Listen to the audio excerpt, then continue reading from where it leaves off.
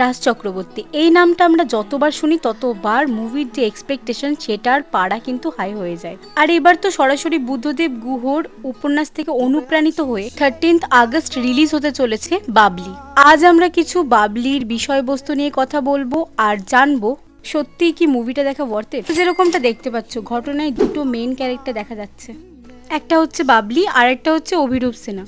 বাবলি হচ্ছে একটু চাবি মিষ্টি স্বভাবের একটি মেয়ে এবং মুখের ওপর সোজা কথা বলতে পছন্দ করে। আর অন্যদিকে অভিরূপ অর্থাৎ অভির যে ক্যারেক্টারটা আছে সে হচ্ছে ভীষণ হ্যান্ডসাম, চার্মিং এবং একটু নম্র স্বভাবের, ড্যাশিং পার্সোনালিটি। এই মুভিতে দেখা মিলবে রোম হর্ষকর কিছু রোমান্টিক মুহূর্ত, খুনসুটি আর হাসাহাসি, দূরত্ব এবং চোখে জল আনা কিছু ইমোশনাল মুহূর্ত। কিন্তু এখানে ইমোশনাল হয়ে গেলে কিন্তু চলবে না, ইমোশনাল করার জন্য গল্পের মেন টুইস্ট আবি বাকি হয়। কথায় বলে না থার্ড হুইল, তৃতীয় ব্যক্তির আগমন।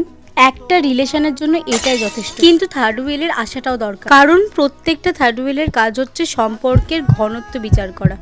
এখানে থার্ড হুইলটা হচ্ছে বাবলি স্কুলের পুরনো বন্ধু ঝুমা। এদিকে ঝুমা হচ্ছে একজন খুব সুন্দর ক্যাবিন ক্রু যার আগমন ঘটবে অভির জীবনে। বুঝতেই পারছেন গল্পটা গরম হওয়ার এই হচ্ছে সূচনা। এরকম একটা সিচুয়েশনে মিস্টার অভির জীবনটা ভীষণ দেখা গুরুত্বপূর্ণ হয়ে দাঁড়াচ্ছে এবং ভীষণ ইন্টারেস্টিং হয়ে দাঁড়াচ্ছে। দুটো রাস্তার মধ্যে আমাদের অভি কাকে চুজ করছে, বা এটাও হতে পারে বাবলি নিজের স্কুল ফ্রেন্ডের জন্য অভিকেই ছেড়ে দিল, হু নোজ। দেখো যারা যারা উপন্যাসটা পড়েছো তারা কিন্তু পুরো ঘটনাটাই জানো, কিন্তু তাও আমি তোমাদেরকে রিকোয়েস্ট করব কি অবভিয়াসলি 13 আগস্টে মুভিটা তোমরা প্রত্যেকেই দেখো। আমি তো ভীষণ এক্সাইটেড আর অফকোর্স আমি দেখবো। তোমাদের রিকমেন্ড করছি এই মুভিটা। গিভ ইট আ লাইক যদি আজকের এই ভিডিওটা ভালো লেগে থাকে।